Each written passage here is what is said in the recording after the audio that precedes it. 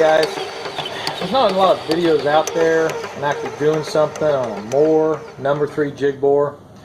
A lot of people are selling them. They show them running nice and neat. So I'm going to do a few videos of actually showing them what they can do. These things are the greatest thing since sliced bread. I talked to several people before I bought one. They're like, nah, you can't use that for anything. Man, it's great. If you can get one, get one. Drawbacks are they're heavy. This one's a number 3.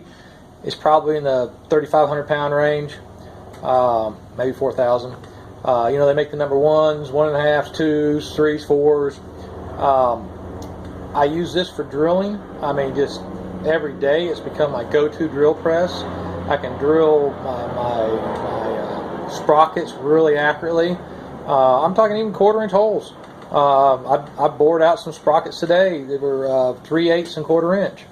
And I can go all the way up to 8-inch diameter on this thing. So, you know, with the boring jig.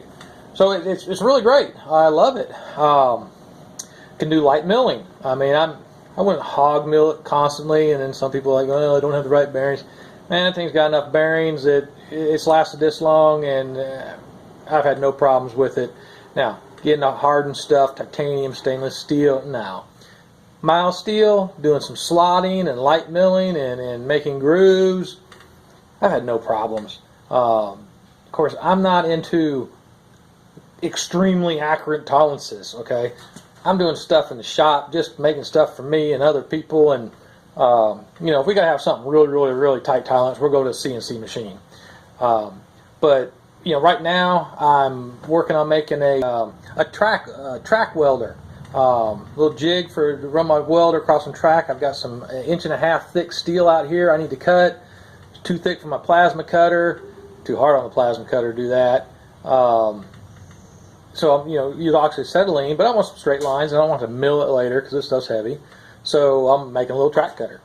But I'm going to show you some actually milling on it. I'm just milling out some slots for adjustable feet on the for the belt tightening on this plate. So stand back and watch. What I've got here is I'm going to mill out these slots so I can adjust my belt. Moore number 3 jig bore.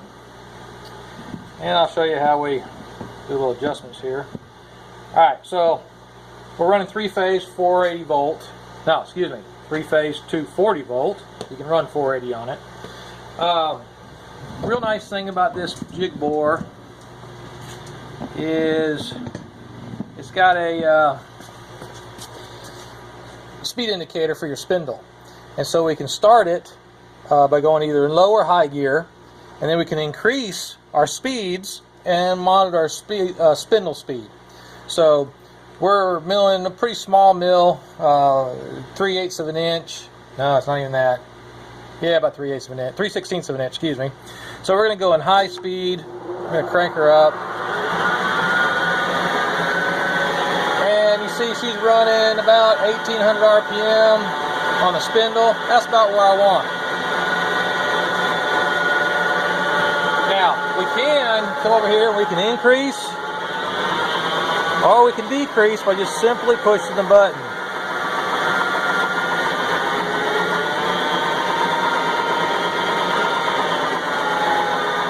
Sometimes it's kind of hard to get where you want. And these older machines, you know, the windings are a little here and there, so it varies a little bit, but it's still going to be good. It's great to have a chair. Alright, so we're lined up. I already got my plate clamped down. We're going to line her up, and this is just manual old-fashioned milling. And I'm just going to take a little bit off at a time and work my way through that pocket.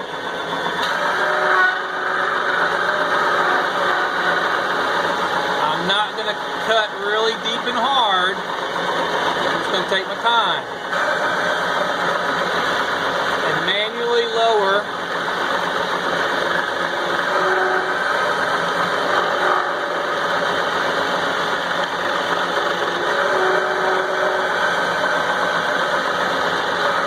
I'm going to take enough off so the machine doesn't chatter.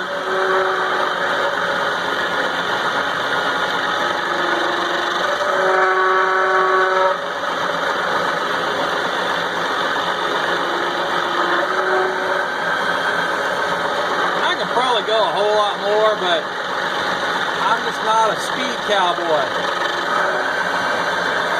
I'd rather go slow and right than fast and wrong.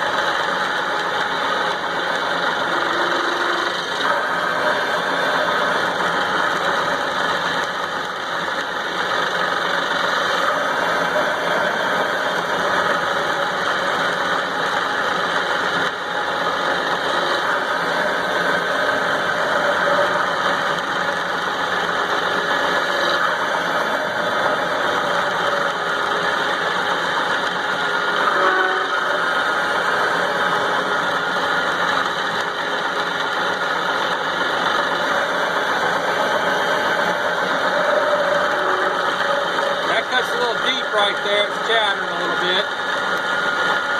So slow down your feed speed.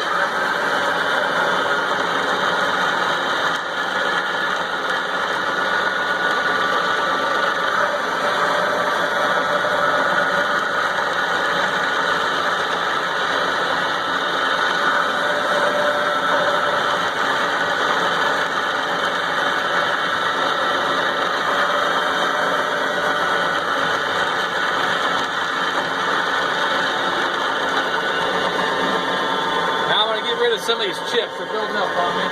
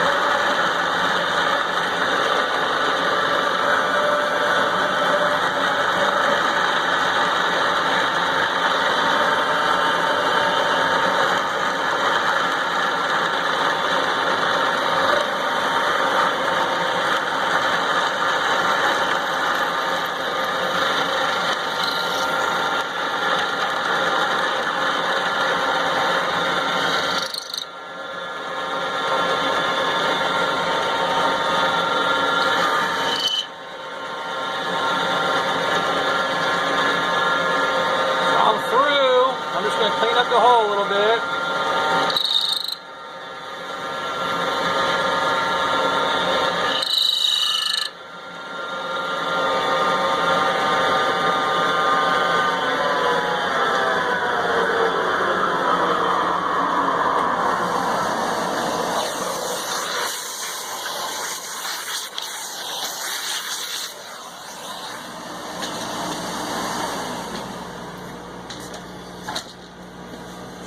So now I got a little pocket made for my adjustment. Now, is that faster than a Bridgeport? Who knows? But for the price of these mowers that you're being able to get them, does a pretty dang good job.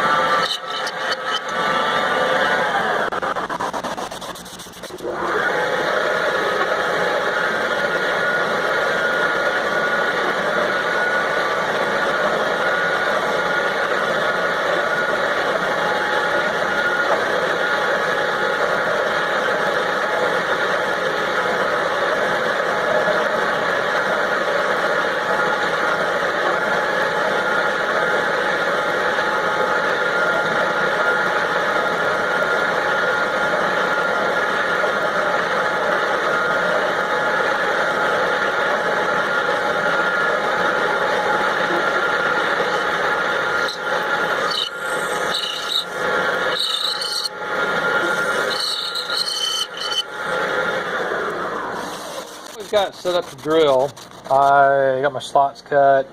I marked these are 2 holes, 1/4 inch holes I need to drill, and these are 2 9/16 holes I need to drill. So we're going to drill those real quick, just using this bad boy as a regular drill press. Got a handy dandy quick chuck. This is a 1/2 inch. I also have the smaller ones too, but this is just a pretty versatile one.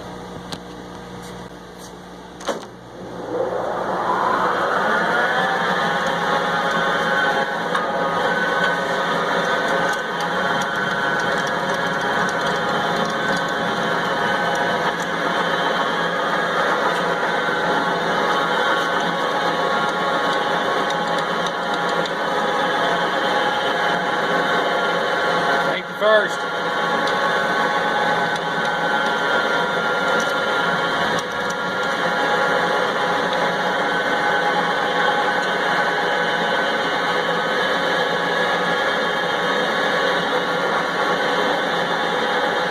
These holes here got to be pretty accurate. I'll spend a little time centering it up. A little kiss.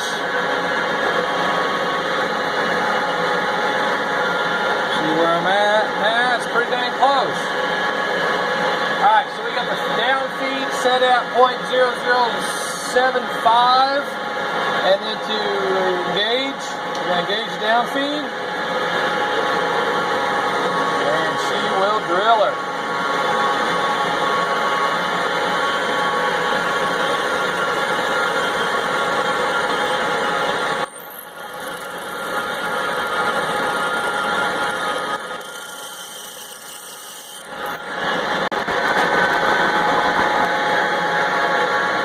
The down feed lever to engage.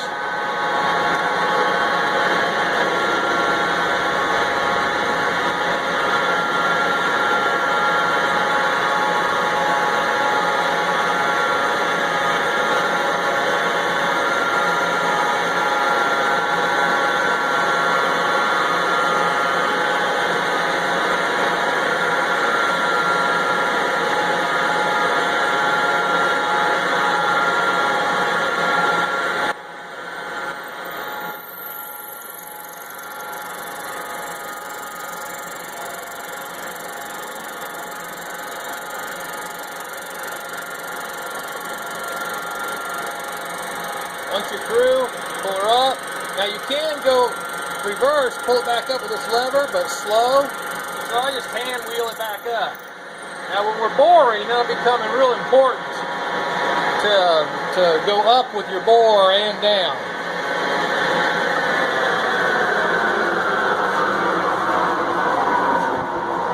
It's 9/16. So I'm going to start out with a 1/4 on my pilot, and then I'll go up to 9/16.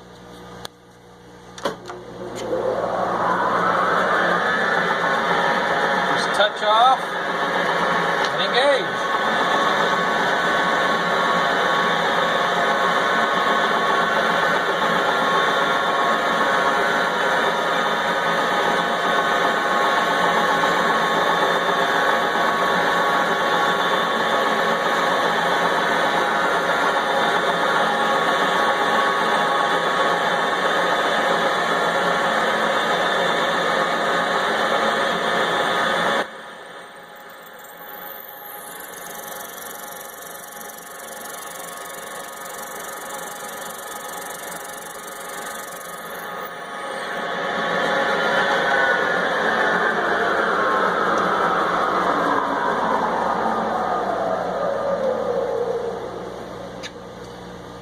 We're going to hit the brake, undo our drill bit, drop it, come over to the box and get us a 9/16.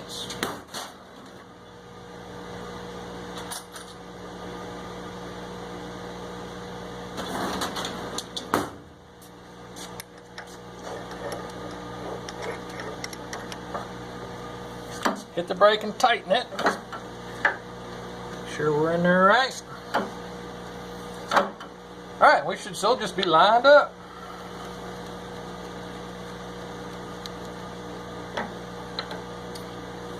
Now, this is a bigger bit. I'm going to slow her down. I'm going to hit my low speed. That's going to give me about 900 RPM since I'm such a larger bit.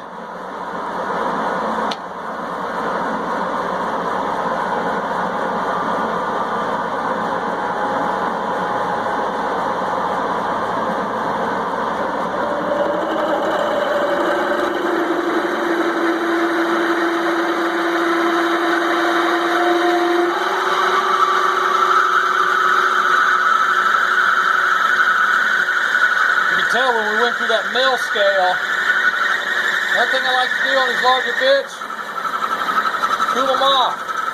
50-50 mix of Simple Green and water keeps everything lubed up and happy. I've tried a lot of different coolants in the past, and they all stink. Simple Green has a nice eucalyptus smell. Eucalyptus. So just a little bit. And plus, when this stuff dries, as long as you don't have two pieces of metal together, it's not going to rust. You know, just always make sure you clean it up. And you got to keep looking underneath to make sure when you clear all the way through, because you don't want to drill up your blocks or your table.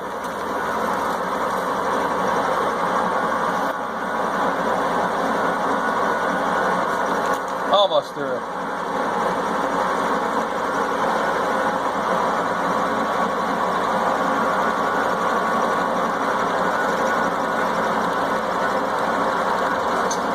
Alright, we're through. Pull it back up. Shut her off. So now we stepped up our hole from guide hole to our finish hole. Now if we wanted to, if we needed a bore and get something really, really exact, we could put our boring head in and go. We'll do that at a later date. This one doesn't need it. Simple milling operation done on this old 1968 jig bore. You know, you don't want to push it too hard. Just like even an old Bridgeport. You know, you get one of those old Bridgeports, you don't want to be hammering it. It starts chattering, slow down. If you start putting out black chips, slow down. But it's a good all-around machine. I'll do some more videos of some drilling and boring so you guys can see what it is. My advice, if you find one of these, get it and don't let go of it.